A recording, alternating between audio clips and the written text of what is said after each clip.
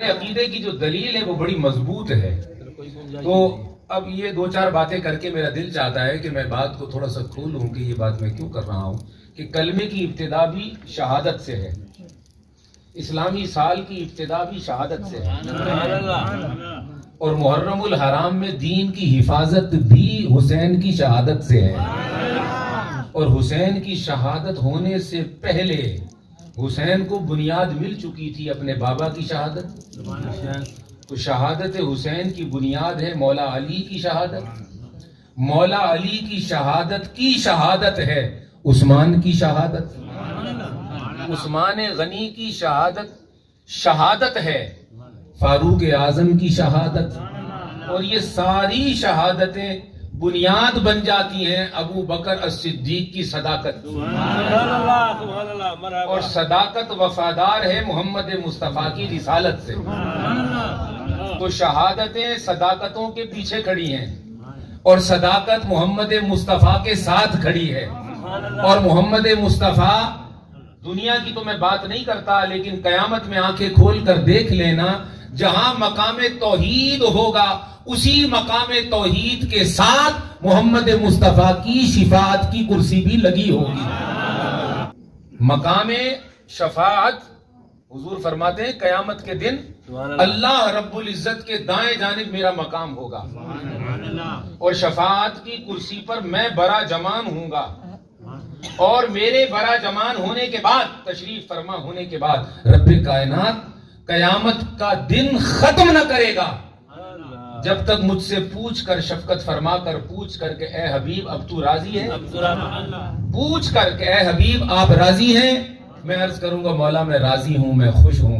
جب میں راضی ہو جاؤں گا پھر اللہ تبارک و تعالیٰ قیامت کو ختم فرمائے گا کہ بھئی اب معاملات نمٹ گئے، اب فیصلے ہو گئے. ہر کوئی وہاں پہنچ گیا جہاں پہنچنے کا مستحق تھا. علیہ ما یستحق کو، اس پر وہی ہے جس کا وہ حقدار ہے. تو اب دوزخی دوزخ میں جا چکے اور جنتی جنت میں جا چکے. کچھ وہ تھے جنت میں جانے والے جو سند یہاں سے لے کر چلے، رسالت کی سند ان کے ساتھ تھی، تو روکے نہ گئے، سیدھے جنت گئے. بے عذاب و حساب و اتاب و کتاب. اعلیٰ حضرت بولے بے عذاب و حساب و اتاب و کتاب. کعبت اہل سنت پہ لاکھوں سلام. اہل سنت سند یہاں سے لے کر چلے، نہ حساب ہوا، نہ اتاب، نہ ڈانٹا گیا، نہ پوچھا گیا، نہ روکا گیا. غلامی کی سند موجود تھی، منزلیں آتی گئیں، جنت میں داخلہ ہوتا گیا. یہ تو غلاموں کی شان ہے، اصحاب کا تو کیا کہنا. اور اصحاب کا تو کیا کہنا، وہ جو حسنین جنتی نوجوانوں کے سردار ہیں، ان کا تو کیا کہنا.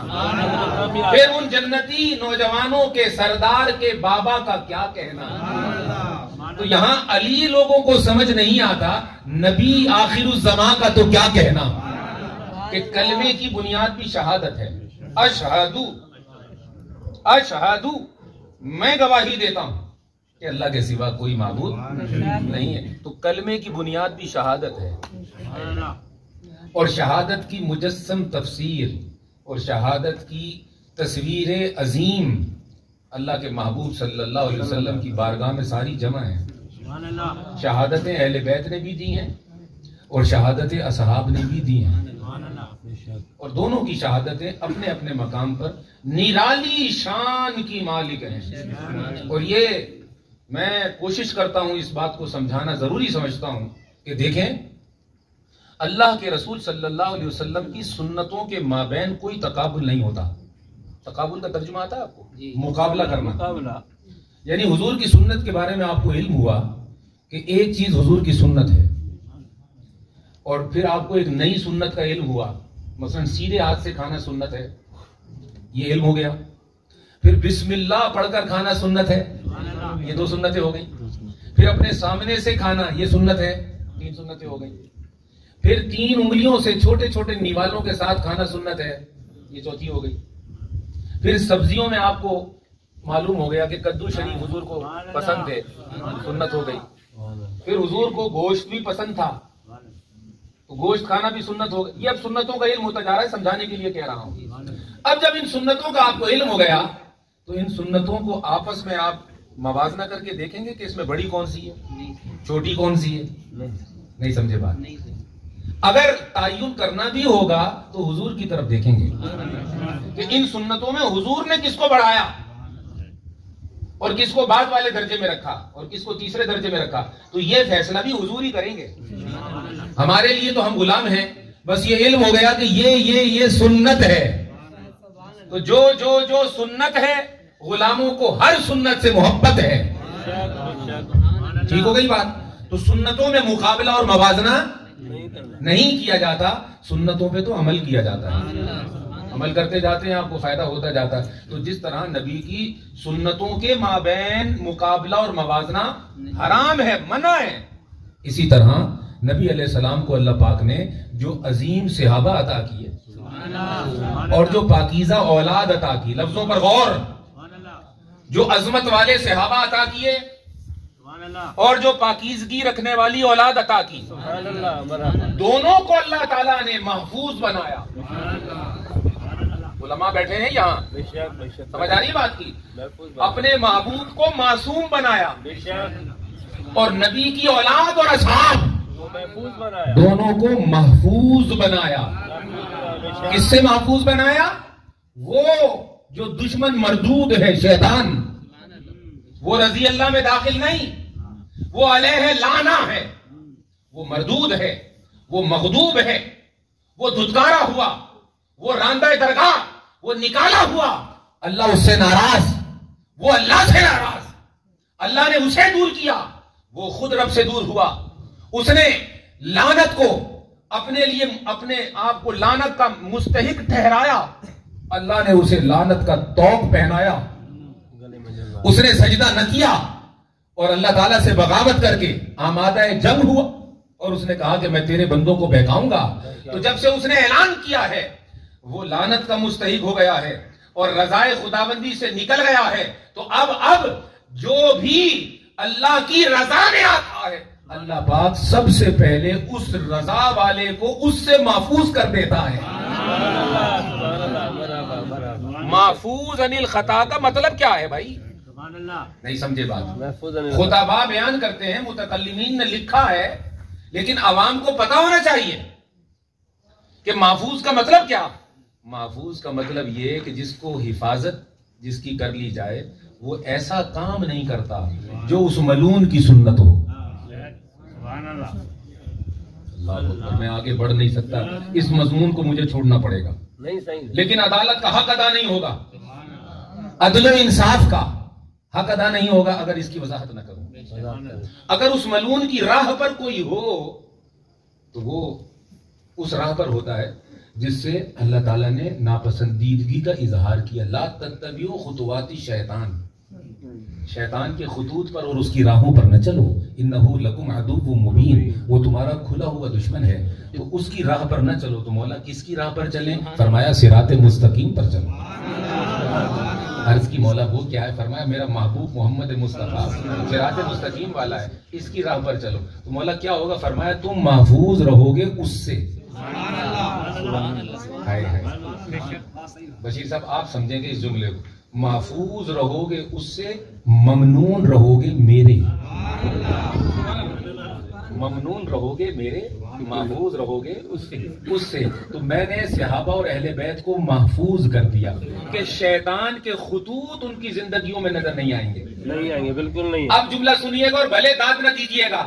شیطان کے خطوط ان کی زندگیوں میں نظر نہ آئیں گے, بلکہ مصطفیٰ کی سیرت و سنت کے نقوش ان میں نمایاں نظر آئیں گے. تو میں عرض کر رہا تھا کہ جب وہ صحابہ اور اہل بیت اس کے خطوط سے محفوظ کر دیے گئے تو یہ قاعدہ بن گیا کہ اب ان میں نقوش محمدی نمایاں ہیں. اور یہ نقوش دو طرح کے تھے, جسمن اور روحن. یہ نقوش محمدی دو طرح کے, جسمن اہل بیت کو ملے اور پھر روح میں نمایاں ہوئے, اور اصحاب جن کو معنن ملے, صحبتن ملے, نسبتاً ملے، حضور کی غلامی کے صدقے ملے، ان کو نقوش حضور کی صحبت میں ملے، پھر عملاً نمایاں ہوئے، عملاً نمایاں ہوئے، اور ان کے اعمال میں یوں نمایاں ہوئے کہ حضور نے ان کے اعمال دیکھ کر فرمایا یہ میرے اصحاب تو آسمان کے تارے ہیں، فرمایا اصحابی کن نجوم اقتدیتم اہتدیتم، وہ صحابہ جو زمین پر چلتے پھرتے تھے، جب حضور سے عمل لے کر اور صحبت لے کر حفاظت پا کر جب نقش محمدی ان پر نمایاں ہوا تو وہ زمین والے آسمان پر نظر آنے لگے، اور غیب دیکھنے والے نبی نے انہیں دیکھ کر ان کی مثال اتنی عظیم قائم کی کہ فرمایا یہ تو نجوم ہیں، یہ تو بولو نا یار، دوہرا دو، یہ تو آسمان کے نجوم ہیں، یہ ستارے ہیں، یہ نجوم ہیں۔ انہی نجوموں میں سے دو نجوموں کا ذکر ہو رہا ہے، ایک نجم عدالت عمر ابن خطاب اور دوسرا نجم سخاوت عثمان ابن عفان۔ تو زمین پر چلنے والے افراد جو حضور کے نقش لے گئے اور نقوش ان پر قائم ہوئے تو نبی نے ان کو آسمان میں دیکھا اور فرمایا تو ستارے ہیں، اور ہم غلاموں کو جو بعد والے تھے ان سے کہا کہ سنو میرے اصحاب ستاروں کی مانند ہیں اور میری اولاد تو نوح کی کشتی کی طرح ہے، مثل اہل بیتی کسفینۃ نوح، نوح علیہ السلام کی جو کشتی تھی، جو فتنوں سے بچ کر، سیلاب سے بچ کر، پانی سے بچ کر، شیطان کے حملوں سے بچ کر، حفاظت کی چادر میں آ کر کشتی جو اللہ نے عطا فرمائی تو وہ طوفان اور ہوائیں اور بلائیں دائیں بائیں چل رہی تھیں، مگر جو نوح کی کشتی میں آ گیا وہ حفاظت پا گیا، وہ جان بھی بچا گیا، مال بھی بچا گیا، ایمان بھی بچا گیا، اور اپنا نام بھی تاریخ کی کتابوں میں لکھوا گیا۔ جب ستارے آسمان پر چمک رہے ہوں، آسمان پر ستارے چمک رہے ہوں اور سیلاب بھی آیا ہوا ہو فتنوں کا، اور سوشل میڈیا میں بھرمار ہو، عجیب عجیب فتنے اور عجیب عجیب بولیاں، تو پھر چاہیے کہ وہ جو سفینۃ نوح جو فرمایا کہ میری اہل بیت، معلوم ہوا اس فتنے سے بچنے کے لیے حسینی کشتی میں آ جاؤ، حسنی کشتی میں آ جاؤ، مولائی کشتی میں آ جاؤ، سیدہ کی چادر کے نیچے آ جاؤ، اہل بیت کی محبت و نسبت کی کشتی میں آ جاؤ، پنج تن کی چھاؤں اور سائے میں آ جاؤ، اور مجھے بتاؤ کہ جب کشتی میں آ جاؤ گے تو کشتی کو چلنے کے لیے رات کے اندھیرے میں ستارے تو دیکھنے پڑتے ہیں۔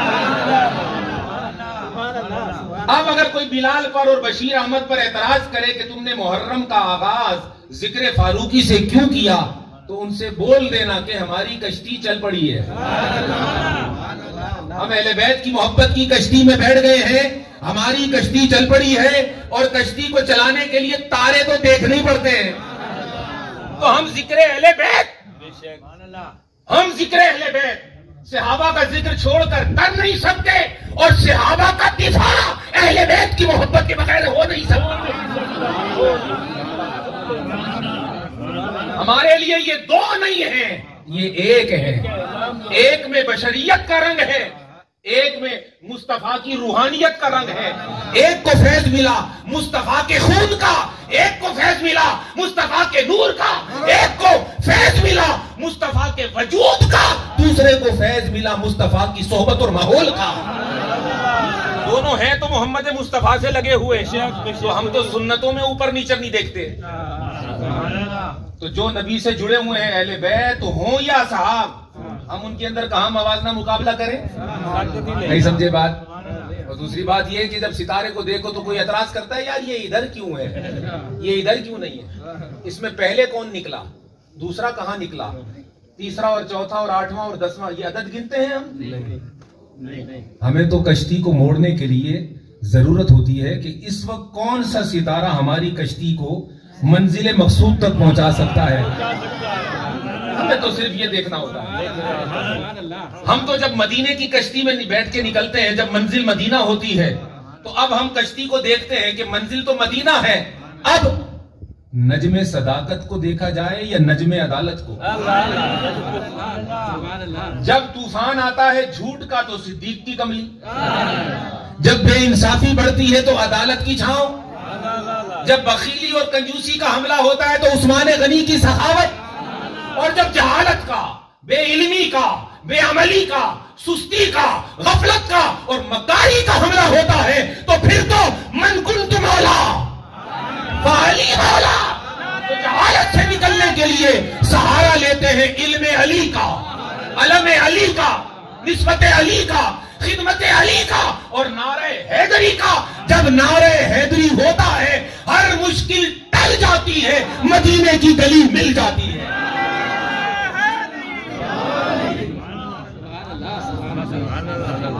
اور جب کوئی یزید حملہ کرے اس کشتی پر، جب کوئی شمر حملہ کرے اس کشتی پر، تو پھر ہمیں شہادت حسینی کی عظمت اور شہادت حسینی کی نسبت کی چھاؤں میں آنا ہوتا ہے کہ اس وقت کے یزید سے پناہ اور حفاظت تو ہمیں حسین کی شہادت ہی کی چھاؤں کے نیچے مل سکتی ہے۔ اس لیے اسلام کل بھی زندہ باد تھا، اسلام آج بھی زندہ باد ہے، اور ایک نعرہ لگتا ہے یزید کل بھی مردہ تھا، یزید آج بھی مردہ ہے، اور حسین کل بھی زندہ تھے، امام حسین علیہ السلام آج بھی زندہ ہیں۔ وجہ کیا ہے؟ وجہ یہ ہے کہ یہ ایسا ستارہ ہے جو کبھی غروب نہیں ہوگا۔ اچھا، بہت سارے لوگ ہیں وہ یہ کہتے ہیں یار دیکھو آپ نے خطاب میں یہ بات کہہ دی، ہمیں تو مطلب یہ ہے کہ وہ کوئی عظمت نظر نہیں آتی، اور اگر حسین زندہ ہے تو ہمیں نظر نہیں آتا۔ تو میں ان سے یہ کہوں گا کہ حضور نے ہمیں کشتی میں بٹھایا، اور جو کشتی میں بیٹھتا ہے ستارے اسی کو دکھتے ہیں۔ اپنے گھر بار میں اور اپنی دنیا داری میں مست گم ہیں، روٹی کھا لی، کما لی، شادی کر لی، ایک ہو گئی تو دوسری، اس چکر میں لگ گئے تو تیسری۔ تو مطلب دنیا داری کے بکھیڑوں میں ہر وقت مصروف رہنے والا وہ کیا جانے ستارہ کیا ہوتا ہے، وہ کیا جانے سفینہ کیا ہوتا ہے، اور اسے کیا معلوم کہ مدینہ کیا ہوتا ہے، کیا خبر اسے۔ تو کبھی اس کشتی میں آؤ، کبھی ان محفلوں میں آؤ، کبھی اس ماحول میں آؤ، کبھی اللہ والوں کے پاس آؤ، کبھی فقیروں کے پاس آؤ، کبھی سنیوں میں، صوفیوں میں، اویسیوں میں، بلالیوں میں، نقشبندیوں میں، سہروردیوں میں، قادریوں میں، چشتیوں میں آؤ، کبھی اس کشتی میں آؤ تو جیسے ہی سفر شروع ہوگا ستارے چمکتے دمکتے نظر آئیں گے، اور تمہارا سفر بھی ختم ہو جائے گا، نہ کشتی ٹوٹے گی انشاءاللہ، نہ ستارے غروب ہوں گے۔ تم آتے جاتے رہنا، تم آتے جاتے رہنا، مگر یہ سفر تمہارے لیے ختم ہوگا، یہ نظارہ کبھی بھی ختم نہ ہوگا۔ کشتی بھی چلتی رہے گی، ستارے بھی چمکتے رہیں گے، اہل بیت کا ذکر بھی ہوتا رہے گا، صحابہ کی عظمت کا جھنڈا بھی بلند رہے گا۔ فقط کشتی میں بیٹھو، نظر وہاں نہ رکھو، گھوم جاؤ گے۔ فقط کشتی میں بیٹھو، نعرہ حیدری تو لگاؤ، مگر صدیق کا خدا نخواستہ بغض آ جائے تو پھر تم نے گھما دی کشتی، اور سمندر بڑا وسیع ہے، تم حفاظت سے نکل گئے، تم رضی اللہ سے بھی نکل گئے، تم رضا سے بھی نکل گئے، تم علیہ السلام سے بھی نکل گئے، تم نقوش محمدی سے نکل گئے، خطوط ابلیسی پر چل پڑے، تمہیں پتہ بھی نہ چلا۔ کشتی کو صرف بادبان ہی نہیں سنبھالتے، کشتی کو ستارے سنبھالتے ہیں۔ اور ایک بات اور یاد آ رہی ہے مجھے، میں پتہ نہیں کروں کہ نہ کروں، لیکن کر دیتا ہوں۔ مولانا رومی نے ایک بات لکھی ہے کہ یہ جو نجوم ہیں یہ رجوم بھی بن جاتے ہیں۔ رجوم کہتے ہیں وہ ستارہ جو اللہ پاک مارتا ہے، رجم کرتا ہے، مارتا ہے۔ کب؟ جب شیاطین آسمانی دنیا میں داخل ہونے لگتے ہیں نا، تو اللہ پاک ستاروں سے مارتا ہے، اور رات کو وہ ستارہ ٹوٹتا ہوا گرتا ہوا بھی دکھائی دیتا ہے۔ جو پڑیا نہیں کھاتے وہ بات کو سمجھیں گے، نہیں سمجھے؟ جو رات کو موبائل نہیں آسمان دیکھتے ہیں وہی بات سمجھیں گے۔ کبھی کبھی آپ دیکھتے ہیں ٹوٹا ہوا ستارہ کہیں گیا، تو وہ رجم ہوتا ہے، رجم مارنا۔ جب یہ سرکش ابلیس آسمانی دنیا میں داخل ہوتے ہیں، ان کا دروازہ بند ہو گیا ہے، جب یہ داخل ہونے کی کوشش کرتے ہیں تو اللہ پاک رجوم کرتا ہے، مارتا ہے، شہاب ثاقب کے ذریعے ان کو بھگاتا ہے۔ اس کی قدرت کا نظارہ ہے، فرشتے مقرر ہیں اس کام کے اوپر، تو وہ رجم بھی ہوتا ہے۔ معلوم ہوا زمین والوں کو نجوم رستہ دکھا رہا ہوتا ہے، اور شیطانوں کو یہی نجوم رجم بن کے بھگا رہا ہوتا ہے۔ معلوم ہوا صحابہ کا دفاع کرنا یہ ہمارا ہی نہیں، یہ تو خود خدا کی شان ہے اور ملائکہ کا کام ہے۔ معلوم ہوا یہی صحابہ اہل ہدایت کے لیے رحمت ہیں، اور یہی نجوم، یہی ستارے جو ہمیں رستہ دکھاتے ہیں، شیطانوں کو ان کی اوقات بھی بتاتے ہیں۔ یہ نہ دیکھو کہ مولا علی کا نعرہ کس نے لگایا، بلکہ یہ دیکھو کہ اس کے ساتھ نعرے کے بعد اس نے صدیق اکبر کے لیے کیا کہا۔ تو یہ نجوم کے پیچھے تھا یا رجوم میں تھا؟ تو جس کو فاروق کی مار ہے، ادھر ادھر مت دیکھو، میری طرف دیکھو، تبصرہ بعد میں کرنا، جس کو فاروق کی مار ہے وہ یہاں بھی خوار ہے وہاں بھی خوار ہے، اور اس کی زندگی ہی بیکار ہے۔ کشتی میں بیٹھا ستارہ چھوڑ گیا اور ستارے کو دیکھتا رہا، کشتی میں بیٹھا ہی نہیں۔ تو ہم نہ ناسبی، ہم نہ رافضی۔ ناسبی وہ جو ستارہ دیکھے کشتی چھوڑ دے، اور رافضی وہ جو کشتی پکڑ لے ستارہ چھوڑ دے۔ ہم ہیں سنی، اہل سنت و جماعت، بیٹھتے کشتی میں ہیں، نظر ستاروں پر رکھتے ہیں، نظر تاروں پر رکھتے ہیں۔ تو آپ کے عنوان نے ہمیں جھنجھوڑا، اور عادل و سخی کے عنوان نے ہمیں آمادہ کیا کہ ہم اس مضمون کے اوپر کچھ بات تو کریں کہ اس کے اندر حکمتیں اور راز کیا کیا ہیں۔ اور آؤ ذرا اس کے اندر اور داخل ہوتے ہیں کہ جب نبی اکرم صلی اللہ علیہ وسلم کے لیے اللہ پاک نے فرمایا والذین معہ، وہ جو رسول پاک ہے، محمد رسول ہے اور پاک ہے اور شہادت آپ دے چکے ہیں، تو والذین معہ اس میں جو صلہ ہوا اور موصول اور صلہ بن کر تمام جمعیت کو، یعنی جمعیت صحابہ اور جمعیت اہل بیت دونوں کو شامل کر کے اللہ پاک نے فرمایا وہ جو اس پاک رسول کے ساتھ ہے۔ پیچھے والے کس کے ساتھ ہیں؟ خطاب کے ساتھ ہے نا، وہ جو سب کے سب اس رسول کے ساتھ ہیں۔ تو ایک سند تو اس آیت کے ذریعے ہی ہمیں مل گئی کہ اس پاک رسول کے ساتھ آنے والے کچھ ہوں یا نہ ہوں ناپاک نہیں ہوتے۔ اس لیے ہم کہتے ہیں صدیق پاک، عمر پاک، عثمان پاک، علی پاک، حسن پاک، حسین پاک، سیدہ پاک۔ پاکی تو ان کو ملتی ہے کیونکہ وہ معیت میں ہوتے ہیں، سنگت میں ہوتے ہیں، نبی کے ساتھ ہوتے ہیں، اور ان کی شان کیا ہوتی ہے؟ رحماء بینہم، آپس میں بڑے نرم ہوتے ہیں، بینہم آپس میں نرم، بینہم آپس میں نرم، غیروں پہ گرم، اشداء علی الکفار، یعنی منکروں پر گرم، مومنوں پر نرم۔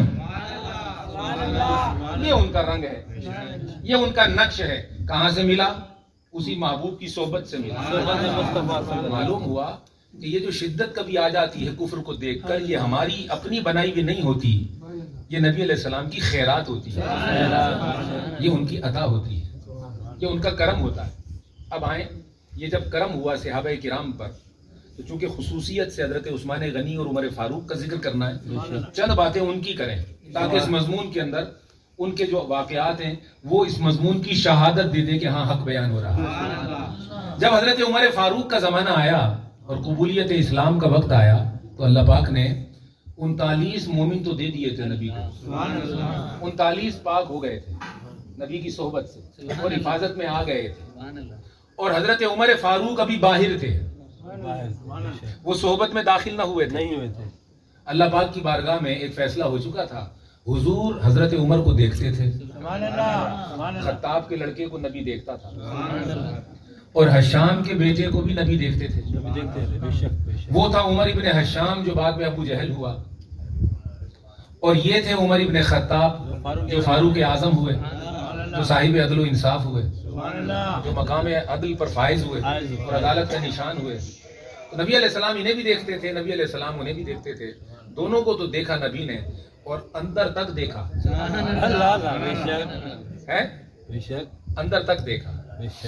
اچھا، اب اللہ پاک کا یہ طریقہ ہے کہ جو چیز نبی کو پسند آ جائے اللہ پاک دے دیتا ہے، عطا کر دیتا ہے۔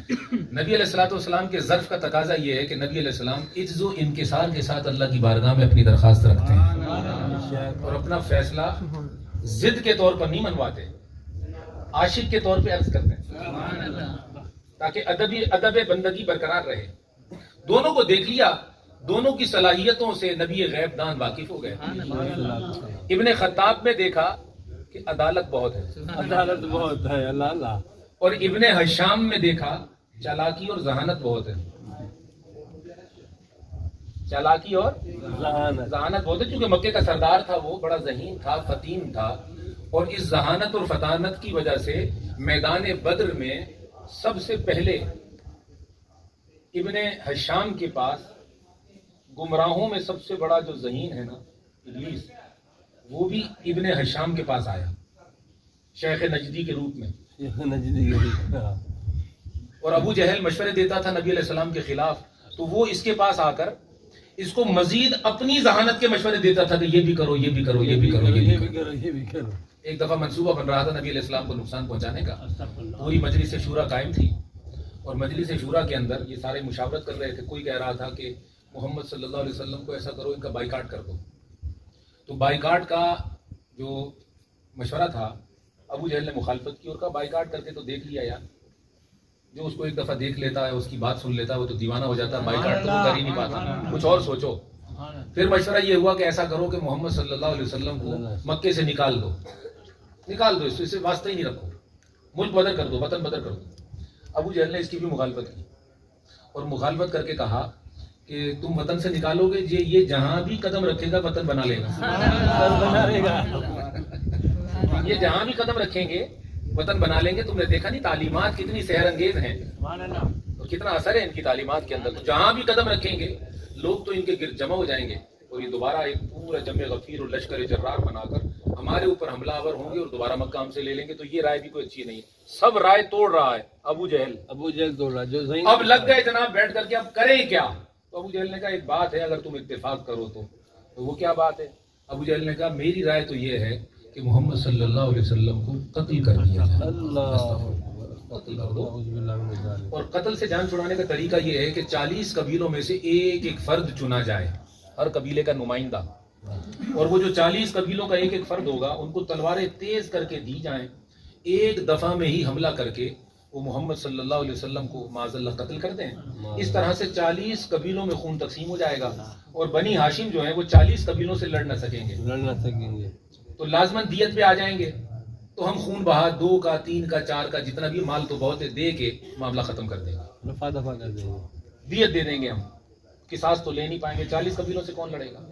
یہ رائے جب قائم ہو گئی تو سب اس کے اوپر سوچنے لگے, اور جرت کسی کو نہیں ہو رہی تھی نبی علیہ السلام پر اتنا بڑا حملہ کرنے کی, کیونکہ یہ تو حفاظت کا عالم ہے, تو وہ تو معصومیت کے تاجدار ہیں, اور جبریل ہر وقت ساتھ کھڑا ہے مدد کے لیے, اور اللہ کی مدد ہر وقت موجود ہے. تو روب اور دبدبہ حضور کا بہت تھا, بظاہر ہاتھ خالی, بظاہر زندگی درویشانہ سادی زندگی, مگر روب اور دبدبہ انتہا کا, کہ غیب میں بھی جب لوگ حضور کا تصور کرتے کافر روب میں آ جاتے کہ ہاتھ ڈالیں گے کیسے. اب جب یہ منصوبہ بن گیا تو وہ متذبذب ہوئے. اتنے میں ابو جہل کا جو حقیقی ابو تھا وہ آ گیا, شیخ نجدی کی صورت میں شیطان آ گیا. کتب تاریخ و حدیث میں لکھا ہے کہ اس نے آ کر کہا کہ یہ ڈامر ڈول کیوں ہوتے ہو, یہ جو ابو الحکم نے, یہ جو سمجھدار آدمی ہے ابو الحکم, اس نے جو بات کی ہے اور اس نے جو رائے دی ہے, میں کہتا ہوں سب سے اچھی رائے یہی ہے. معلوم ہوا ابو جہل کی تائید ابلیس کرتا ہے اور توثیق کرتا ہے اس کے فیصلے کی. رائے یہی ہے. پھر اس رائے پر عمل درآمد ہونے لگا. ادھر سے وہ اپنی چالاکی چل رہے تھے, ادھر سے اللہ پاک اپنی تدبیر کر رہا تھا. حبیب کو خبر کر دی اللہ پاک نے. اچھا, ابلیس گیا ابو جہل کے پاس اور مصطفیٰ گئے ابو بکر کے پاس. نہیں ایسے ہی ہے نا, ابلیس گیا رائے دینے ابو جہل کے پاس, ہر کوئی اپنے جوہر کے پاس گیا, ابلیس وہاں. اور جب اس فضائے دہر نے دیکھا کہ محمد مصطفیٰ اپنے گھر سے نکلے, صدیق اکبر کے گھر کے دروازے پر جا کر دستک دی. صدیق اکبر نے دروازہ کھولا, دیکھا سرکار کھڑے ہیں. مرحبا مرحبا مرحبا, آج تیار گھر آیا, یار آ گیا ہے جی. تو اب وہ جب سامنے دیکھا تاجدار کائنات کھڑے, عرض کے سرکار کیسے ہیں؟ فرمایا کہ فیصلے ہو چکے ہیں ہمارے قتل کے. اور وہاں سے فیصلہ اتر چکا ہے، حکم آ چکا ہے ہجرت کا، حضرت کا وہ قتل کی پلاننگ کر رہے ہیں، اور اللہ پاک ہجرت کرنے کا حکم دے چکا ہے. لہذا اے ابو بکر میں چاہتا ہوں کہ تم میرے ساتھ رہو. سب جا چکے ہیں ایک ایک کر کے، آپ میرے ساتھ رہو. آپ کے لیے فیصلہ یہ ہے کہ آپ میرے ساتھ چلیں گے. سبحان اللہ. اور علی کے لیے فیصلہ یہ ہے کہ وہ میرے بستر پہ آرام فرمائیں گے. اپنا ایک نقش ساتھ لے جاؤں گا، ایک نقش بستر پہ چھوڑ جاؤں گا، اور خوشبو بھی اس میں سے میری آ رہی ہوگی، اور ادا بھی چادر اوڑھنے کی میری والی ہوگی، اور لیٹے گا بھی اس طرح جس طرح میں لیٹتا ہوں. وہ فرمایا ایک نقش ساتھ ہوگا، ایک بستر پر ہوگا. علی کی ادا بستر پر سونے والی بھی ایسی ہوگی کہ جو مجھے جانتا ہوگا وہ اسے دیکھ کر کہے گا کہ علی نہیں نبی ہے، علی نہیں نبی ہے. یہی سمجھے گا بستر پہ ہیں، کیونکہ سو جو میری طرح رہا ہو. کیا بات ہے، ہر ادا میری ادا، ہر ادا میری ادا ہے. وہ جان نہ پائیں گے کہ ہم چلے گئے. علی ہمارا نقش بن کے بستر پہ رہ گئے، ہماری چادر اوڑھ کے لیٹ گئے. جب علی لیٹ گئے اور ابو بکر ساتھ چل پڑے تو اب ایک نقش ساتھ تھا، ایک بستر پہ تھا. وہ جب حملہ کرنے کے لیے آئے تو دیکھا حضرت علی شیر خدا ہیں، چونک گئے. آقا کدھر ہیں؟ فرمایا مجھ سے کیا پوچھتے ہو، میں تو سو رہا ہوں. ادھر جو گھیرا ڈالا تھا حضور نے سورہ یاسین کی آیات پڑھ کر مٹی پھینکی، وہ مٹی ان کے سروں پر اور آنکھوں پر لگی، وہ اندھے ہو گئے. حضور گزر گئے، انہیں نہ دکھے. حضور تھے تو وہیں نہ دکھے، حضور تھے تو وہیں مگر نہ دکھے. کچھ لوگ کہتے ہیں نا کہ تم کہتے ہو ہماری محفلوں میں ہوتے ہیں، اعتراض کرتے ہیں ہمارے اوپر کہ بھائی کمال ہو گیا یار کہ تمہاری محفلوں میں ہوتے ہیں، تم کہتے ہو کہ ہوتے ہیں، تو بھائی دکھتے کیوں نہیں؟ تو بھائی جا کے اپنے استادوں سے پوچھو، جہاں سے تمہارا شجرہ چلا ہے، تمہارے آبا و اجداد سے، تمہارا مسلک ان کا مسلک ایک ہی، ان سے پوچھو. ان کے بھی سامنے تھے مگر مٹی پڑی ہوئی تھی، نہیں دکھے. تمہاری عقلوں پر اور عقیدوں پر بھی مٹی پڑی ہوئی ہے. آؤ حسینیوں کے پاس، تمہاری مٹی جھاڑے، تمہیں دکھائیں. چلو بابا فرید، بابا فرید مٹی جھاڑے گا، اللہ کا ولی مٹی جھاڑے گا، عقیدے پر سے، دل پر سے، روح پر سے. جب مٹی جھڑ جائے گی پردہ ہٹ جائے گا. جب پردہ ہٹ جائے گا محفل ہو یا تیرا گھر تجھے جلوہ ہو جائے گا. بد عقیدگی کی مٹی جھاڑ تاکہ تجھے دکھے. حضور گزر گئے، انہیں نہ دکھے اور ناکام ہو گیا ان کا منصوبہ. اور یہ ساتھ تھے حضرت ابو بکر. اب ہجرت کا واقعہ سنانا تو مقصود نہیں، لیکن حضرت عمر فاروق نے جو ہجرت فرمائی وہ کمال تھی. یہ تو حکمت کے ساتھ کر رہے تھے، حضرت عمر عدالت اور جرت کے ساتھ کر رہے تھے. اور فرمایا میں چھپ کر نہیں کرتا، میں چھپ کر نہیں کرتا. یہ ہے عمر اور یہ جا رہا ہے، جس کو روکنا ہے روک لو. کسی میں جرت ہے تو آ جائے. اب جس جرت کے ساتھ ہجرت فرمائی اسی جرت کے ساتھ آخری دم تک اسلام کی خدمت فرمائی. میں تو بات آپ کو یہ سنا رہا تھا کہ صحابہ کرام کا طریقہ حضور کے ساتھ کیا تھا اور نسبت کیا تھی. تو جب داخلے کا وقت آیا 39 تو ہو چکے تھے. اللہ پاک کی بارگاہ میں حضور علیہ السلام حضرت عمر خطاب کی صفات بھی دیکھ چکے تھے. ابن ہشام کی بات میں نے سنا دیا آپ کو، اس کو بھی دیکھ چکے تھے. وہ ذہانت سے بھرا ہوا تھا، یہ غیرت اور عدالت سے بھرے ہوئے تھے. اللہ کی بارگاہ میں التجا کی، مولا ہیں تو یہ دونوں کام کے ہیں، تو یہ دونوں کام کے ہیں، مگر ان دونوں میں سے ایک کے ذریعے دین کی مدد فرما، ایک کے ذریعے دین کی مدد فرما. دونوں کام کے تھے مگر دونوں میں سے ایک چاہیے تھا. یہاں میرا دل چاہتا ہے خدا کی قسم اگر حضور دونوں کو مانگ لیتے، دونوں آ جاتے، دونوں آ جاتے. مگر رب تبارک و تعالیٰ نے دعا سن کر محبوب سے فرمایا محبوب تیری زبان سے پہلے نکلا کون ہے؟ وہ تھے ابن خطاب، وہ تھے حضرت عمر خطاب کہ مولا ابن خطاب یا ابن ہشام کے ذریعے دین کی مدد فرما. بس اللہ پاک نے فرمایا اے حبیب ہم دینے کو تو دونوں دے سکتے ہیں، ہمارے لیے کوئی بڑی بات نہیں، لیکن آپ کی زبان مبارک سے پہلے ابن خطاب نکل گیا ہے، آپ کو ابن خطاب ادا کر رہے ہیں. معلوم ہوا سب نے ارادہ کر کے حضور کی بیعت کی ہے، سب حضور کے مرید بنے ہیں. یہ دعا بتاتی ہے ابن خطاب حضور کی مراد بنا. شان فاروق اعظم، شان فاروق اعظم. کیا بات ہے، کیا بات. اور دیکھو ہمارے یہاں موازنہ نہیں ہے، مقابلہ نہیں ہے. مجھے ایک بات بڑی پسند آئی، لوگ حضرت علی میں اور حضرت ابوبکر صدیق میں الیکشن کرواتے رہتے ہیں، اونچ نیچ کے معاملات کرواتے رہتے ہیں. اور مختلف قسم کے فضائل بیان کرتے ہیں، کوئی صدیق اکبر کے کرتا ہے، کوئی حضرت مولا علی کے کرتا ہے. میں یہ کہتا ہوں دونوں کی عظمتیں ہیں، اپنے اپنے انداز میں دونوں کی شانیں نرالی ہیں. ان کو آپس میں ٹکروا اور مقابلہ کیوں کروا رہی ہو؟ بھائی صرف اتنی سی بات سن لو کہ حضرت ابو بکر صدیق رضی اللہ تعالی عنہ، حضرت صدیق رضی اللہ تعالی عنہ نے اپنی صاحبزادی حضور کو دی ہیں.